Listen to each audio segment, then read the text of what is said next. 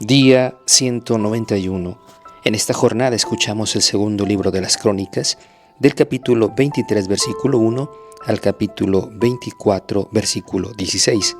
Enseguida el libro de los Proverbios, del capítulo 9, versículo 1 al versículo 18. Finalizamos con el libro de los Hechos de los Apóstoles, del capítulo 13, de los versículos 26 al 52. Le pido al Señor que ilumine tu mente y tu corazón, que sea Él quien guíe tus pasos. El segundo libro de las Crónicas. El año séptimo, Jehoiada se sintió fuerte y tomó a su cargo a los jefes de 100, a Azarías, hijo de Jeroham, a Ismael, hijo de Jehohanán, a Azarías, hijo de Obed, a Maasías, hijo de Adaías, y a Elisafat, hijo de Sicri, y estableció un pacto con ellos. Recorrieron Judá y congregaron a los levitas de todas las ciudades de Judá, los cabezas de familia de Israel. Todos vinieron a Jerusalén. Toda la asamblea estableció una alianza con el rey en el templo de Dios. Jehoiada les dijo: aquí está el hijo del rey. Él es quien debe reinar como ha prometido el Señor a los hijos de David. Esto es lo que deben hacer. Una tercera parte de ustedes, sacerdotes y levitas, que entran de servicio el sábado, guardarán las puertas del templo. Otra tercera parte guardará el palacio real, y otra tercera parte la puerta del fundamento. El pueblo se situará en los atrios del templo del Señor. Que no entre nadie en el templo del Señor, sino solo los sacerdotes y los levitas que están de servicio. Ellos pueden entrar porque son los consagrados. Todo el pueblo observará las indicaciones del Señor. Los levitas rodearán al rey, cada uno con las armas en la mano. Si alguno intenta entrar en el templo, morirá. Acompañarán al rey en sus entradas y salidas.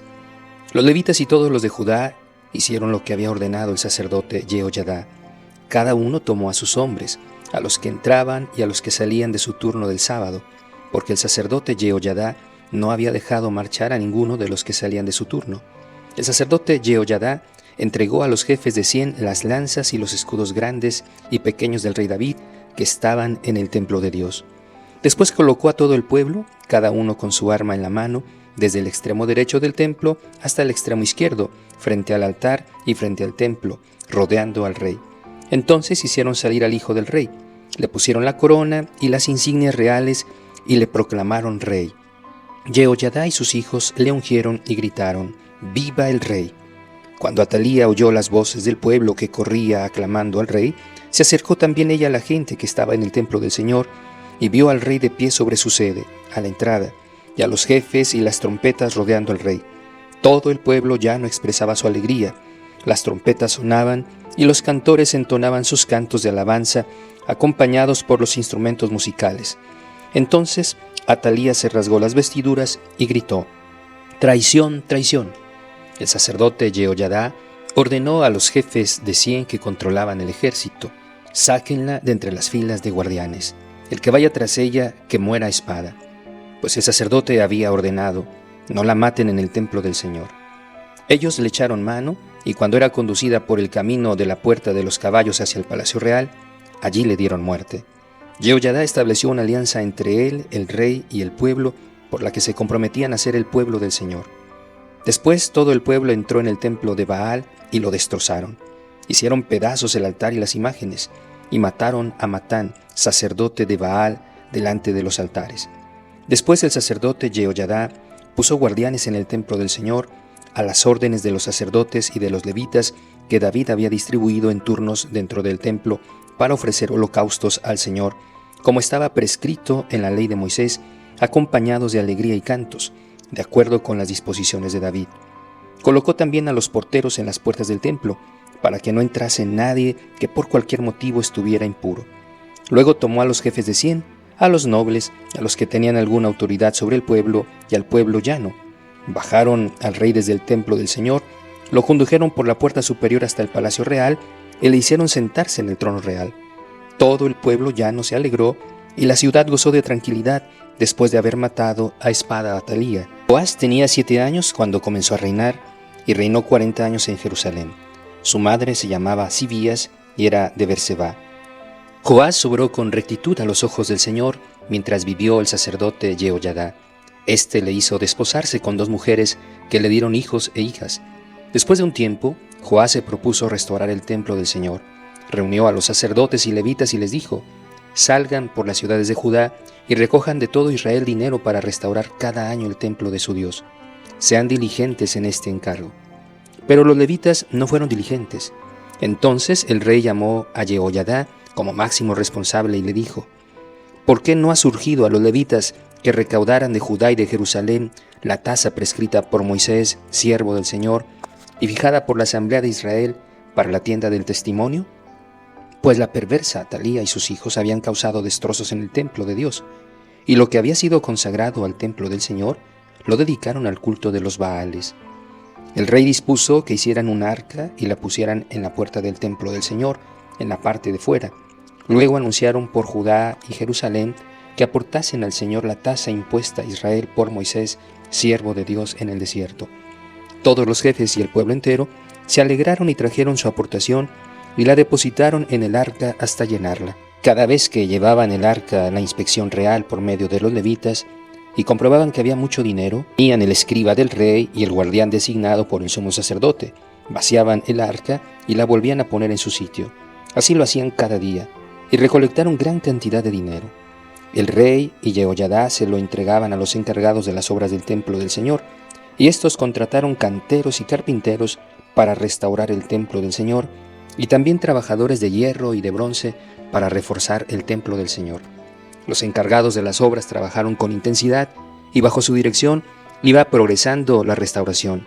Devolvieron así el templo de Dios a su estado primitivo y lo consolidaron.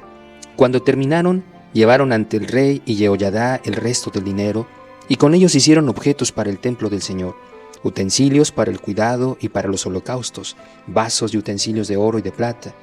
Mientras vivió Jehoiadá, se ofrecían holocaustos en el templo del Señor, pero Jehoiadá se hizo viejo y colmado de días murió a la edad de 130 años. Lo enterraron en la ciudad de David con los reyes, porque hizo el bien en Israel en relación con Dios y con el templo. Del libro de los Proverbios, capítulo 9, versículo 1 y siguientes.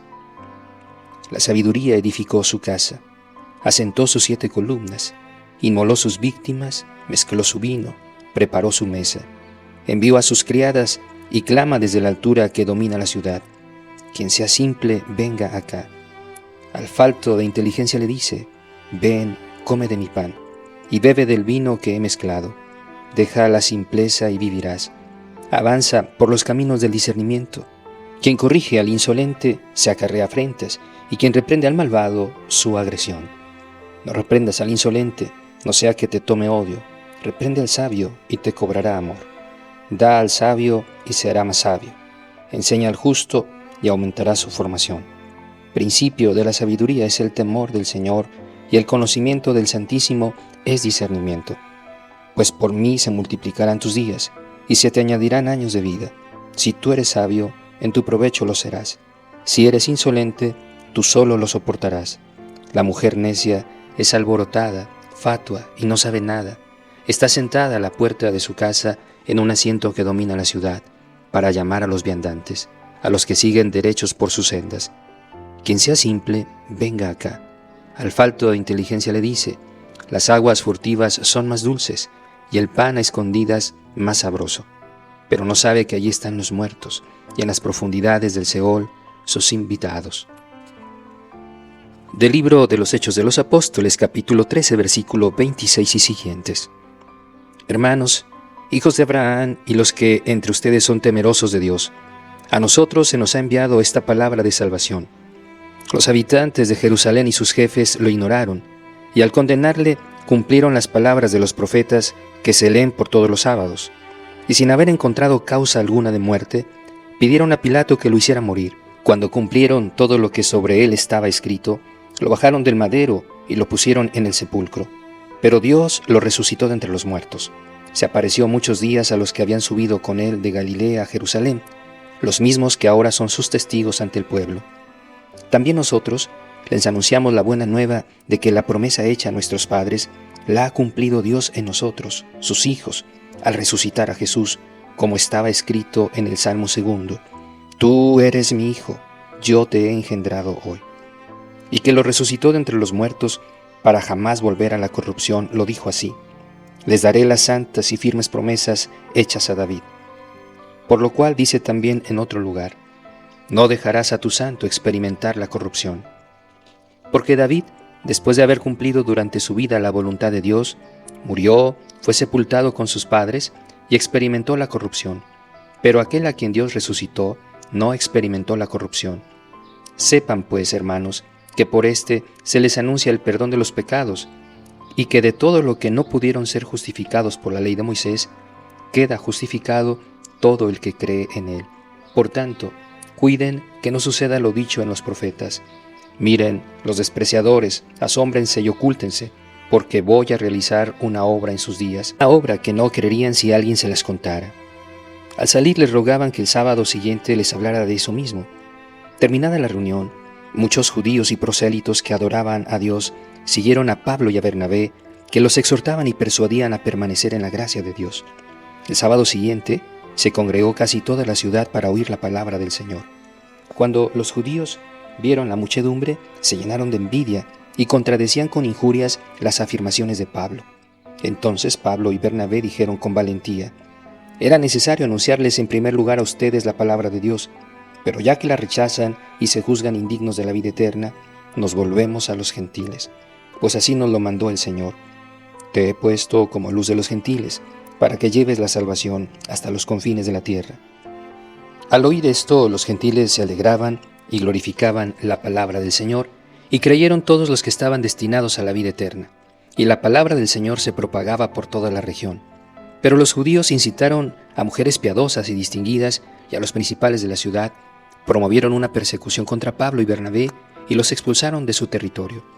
Estos se sacudieron el polvo de los pies contra ellos y se dirigieron a Iconio. Los discípulos quedaron llenos de alegría y del Espíritu Santo. Palabra de Dios, te alabamos, Señor. Reflexión de este día 191. A menudo, nuestras verdaderas motivaciones son ocultas, motivo por el cual debemos examinar nuestras conciencias diariamente para verificarnos, nuestras palabras, obras e intenciones. Cuando San Pablo proclama el Evangelio de Jesús a los judíos de Antioquía, inicialmente son entusiastas.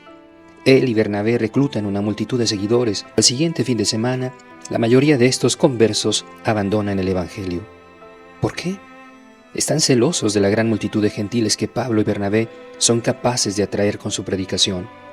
Pablo hace lo mejor que puede para explicar no solo la vida de Jesús, sino cómo su vida cumple las profecías del Antiguo Testamento, como el Salmo 2, Isaías 55 y el Salmo 16. Sin embargo, estos oyentes permiten que su envidia extinga su celo por el verdadero cumplimiento de las Escrituras. Lamentablemente, ejemplifican la advertencia del libro de los Proverbios: no reprendas al insolente, no sea que te tome odio. Buscar la verdadera sabiduría exige humildad. Reprende al sabio y te cobrará amor. A nadie le gusta ser corregido, ya que la corrección hiere el ego. Pero si somos verdaderamente humildes, deberíamos aplaudir de buen grado la reprensión, ya que tal corrección hecha con amor es para nuestro bien y nos mantiene en el camino estrecho de Cristo. Tómate tiempo hoy para hacer un examen de conciencia y ofrecer una oración de arrepentimiento por tus pecados.